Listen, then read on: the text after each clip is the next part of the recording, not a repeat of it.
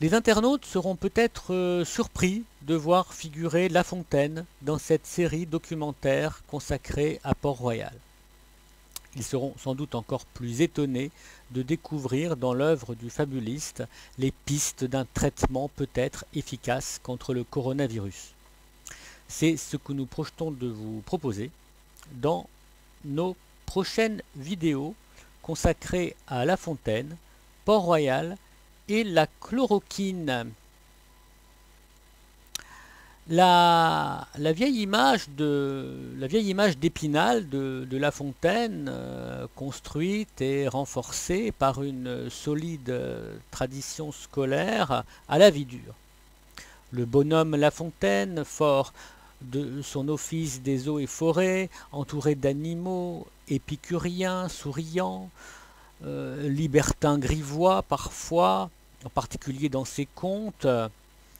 Cette image ne rend pas justice à la complexité d'un personnage qui ne saurait se réduire à cette image réductrice que nous a donnée la tradition. La Fontaine, pendant toute sa vie, a entretenu des liens étroits avec Port-Royal et la pensée augustinienne.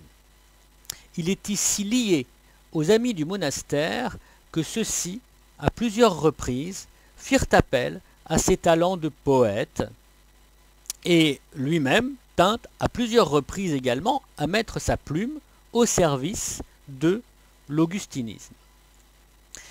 La théologie augustinienne, La Fontaine l'a pris de bonne heure. À 20 ans, il entra à l'oratoire, moins sans doute par vocation que sur ordre de son père qui le destinait au séminaire et à une carrière ecclésiastique. À l'oratoire, La Fontaine eut pour directeur le père d'Aymar, qui fut un ardent augustinien et qui dut l'initier, bon gré mal gré, à la pensée du docteur de la Grâce. Quelques années plus tard, La Fontaine épouse une jeune fille de la Ferté-Milon. Sans être à proprement parler noyauté par le jansénisme, l'influence des Arnauld était sensible dans la ville de la Ferté-Milon. L'épouse de Jean, une demoiselle Éricard, était d'ailleurs lointainement apparentée à la famille Racine. La Fontaine fréquenta le futur dramaturge en 1660-1661, à une date où ce dernier n'avait pas encore complètement rompu avec Port-Royal. D'après Pierre Clarac, il est probable que La Fontaine, dans les années 1660, fréquenta aussi l'hôtel de Nevers, qui fut pour le coup un bastion port-royaliste, dans lequel on trouve en tout cas nombre de ses amis. Alors, ce sont ces relations avec les milieux de l'oratoire et de Port-Royal qui expliquent la participation de La Fontaine à une grande entreprise de traduction de Saint-Augustin. Notre poète a été contacté par Louis Giry, qui était alors occupé à traduire la Cité de Dieu. Le traducteur souhaitait recourir à l'aide d'un poète professionnel pour traduire les nombreux extraits de poètes cités par Augustin dans son œuvre. Et dans les traductions que La Fontaine a composées à cette occasion, on entend parfois filtrer l'esprit de Port-Royal dans cette traduction d'une satire de Perse, par exemple. Pauvres humains de qui tous les désirs tendent au lucre ou cherchent les plaisirs. Dieu vous a fait, mais pour une autre cause.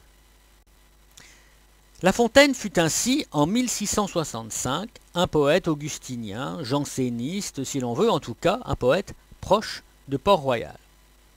Ce n'est pas le souvenir qu'on en garde, certes, parce que cette même année 1665, La Fontaine fit paraître un autre ouvrage qui devait lui valoir davantage de célébrité, même si c'est une célébrité un peu sulfureuse, le premier volume de ses contes, inspiré d'une tradition moins directement influencée par la pensée de l'évêque d'Hippone, du moins a priori. Donc cette double publication révèle dès 1665 une double postulation chez La Fontaine, une inquiétude spirituelle qu'on a sans doute beaucoup sous-estimée et qui s'est trop souvent répétée par la suite pour qu'elle fût une sorte d'erreur, d'accident ou de simple coïncidence. Preuve que le tropisme vers Port-Royal ne fut pas une exception.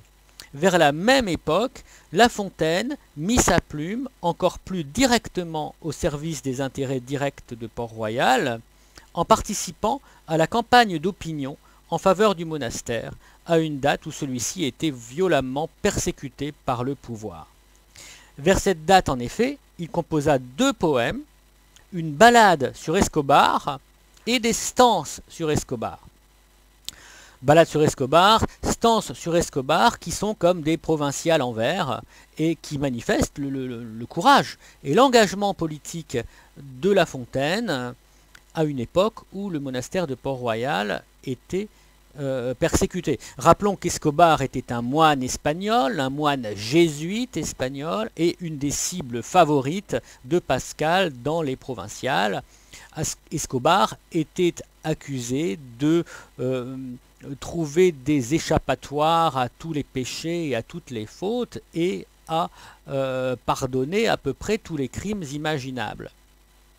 C'est ainsi que le présente Pascal dans les provinciales et c'est ainsi que le présente La Fontaine dans sa ballade sur Escobar. Même il soutient qu'on peut, donc il c'est Escobar, même il soutient qu'on peut en certains cas faire un serment plein de supercherie, s'abandonner aux douceurs de la vie, s'il est besoin de conserver ses amours. Ne faut-il pas, après que l'on s'écrit Escobar c'est un chemin de velours, Escobar c'est un chemin de velours sera un refrain pendant ces stances qui nous suggère qu'Escobar connaît un moyen aisé d'aller facilement au ciel sans pratiquer la vertu et en commettant toutes sortes de crimes que les jésuites pourront aisément pardonner en soulageant la conscience des fidèles. De façon assez piquante, dans l'autre texte, dans les stances sur Escobar, La Fontaine met son talent de conteur un peu leste au service de la polémique anti-jésuite. Le conteur érotique se met au service de Port-Royal en imaginant une scénette entre un paroissien un peu libidineux et son confesseur jésuite, Escobar ou un de ses émules. Le pécheur se rend auprès de son confesseur, lui avoue sa faute et celui-ci trouve des billets pour absoudre son paroissien des amours coupables dont il s'accuse à moitié. Perrette et moi, nous sommes d'un marché. Je vous entends. Cette Perrette est belle. À vous vrai dire, elle vaut un péché. Plus je la vois, plus je brûle pour elle. Si vous quittiez l'occasion du mal, en quel état vous faudrait-il réduire? Je n'irai pas, je pense, à l'hôpital, mais ma maison se pourrait bien détruire. Votre maison détruite, c'est beaucoup, encore faut-il posséder quelque chose. Votre intérêt vous réglant pour ce coup, à votre amour peut donner gain de cause. Donc la vivacité du dialogue, les termes théologiques, le mot occasion par exemple, les références prosaïques, aller à l'hôpital, c'est-à-dire à l'hospice des miséreux, tout cela dans le contexte léger et badin de contes grivois, tout cela ne manque pas de provoquer une certaine surprise. La Fontaine apparaît ici comme une sorte de janséniste libertin. Cette stance nous révèle une fois de plus un aspect du poète omniprésent dans son œuvre. L'augustinisme et le libertinage ne sont jamais chez lui fort loin l'un de l'autre.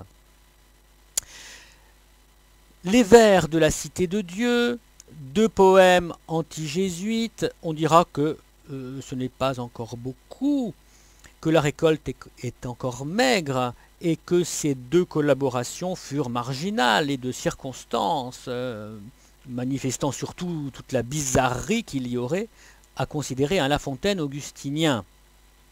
Mais quelques années plus tard, en 1671, nous surprenons de nouveau La Fontaine avec ces messieurs de Port-Royal, et il participe cette fois de façon bien plus étroite à un projet important qui s'inscrit dans l'édifice d'ouvrages pédagogiques composés dans l'orbite du monastère, une entreprise essentielle. Les amis du monastère, parmi lesquels figurait très certainement M. d'Andilly, lui demandèrent en effet de signer un recueil de poésies chrétiennes et diverses, une anthologie réunie dans le cadre de la production pédagogique des solitaires.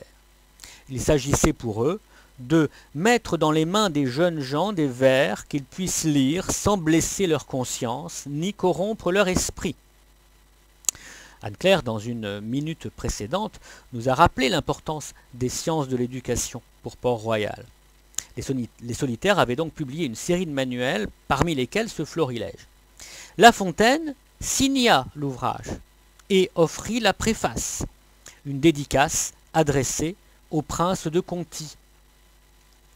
De ce nouveau recueil, je t'offre l'abondance, non point par vanité, mais par obéissance. Ceux qui, par leur travail, l'ont mise en cet état, te le pouvaient offrir en termes pleins d'éclat, mais, craignant de sortir de cette paix profonde qu'ils goûtent en secret loin du bruit et du monde, ils m'engagent, pour eux, à le produire au jour, et me laissent le soin de t'en faire leur cours. La Fontaine se présente modestement au seuil de ce gros ouvrage en 3 volumes. La Fontaine se présente modestement comme l'intermédiaire qui, entre le monde et la retraite, peut s'entremettre afin d'aller offrir au prince le recueil conçu par les pieux solitaires dans le fond de leur Thébaïde. Mais en réalité, le travail de La Fontaine ne se borna pas à gratifier le volume d'une dédicace. La Fontaine intervint personnellement dans la composition du recueil, aux côtés d'Arnaud d'Andilly, peut-être aux côtés de Racine, à en croire le témoignage de Brienne. Il apporta même quelques corrections, excusez du peu, quelques corrections au poème de Malherbe, qui avait été retenu, et qui n'avait pas été jugé assez correct, malgré tout le prestige dont jouissait Malherbe. Plusieurs de ses propres ouvrages figurent à travers les 3 volumes de cette anthologie. Non seulement c'est le nom de Jean de La Fontaine qui figure sur la page de titre du volume par M. de La Fontaine, mais on trouve également son nom sur le dos de certains exemplaires, de sorte qu'on appelle parfois ce florilège port-royaliste le recueil La Fontaine. Certes à tort et avec quelque exagération, mais cette dénomination est néanmoins éloquente sur les liens entretenus entre La Fontaine et Port-Royal. Alors est-ce que c'est tout? Est-ce que nous sommes arrivés au bout de ces collaborations, de ces relations entre La Fontaine et le milieu de Port-Royal? Eh bien non, le plus étonnant reste à venir. Voilà, nous allons nous arrêter là pour cet épisode, mais nous y reviendrons puisque nous n'avons pas terminé d'envisager l'ensemble des liens entre La Fontaine et Port-Royal. Donc je vous dis à bientôt, portez-vous bien.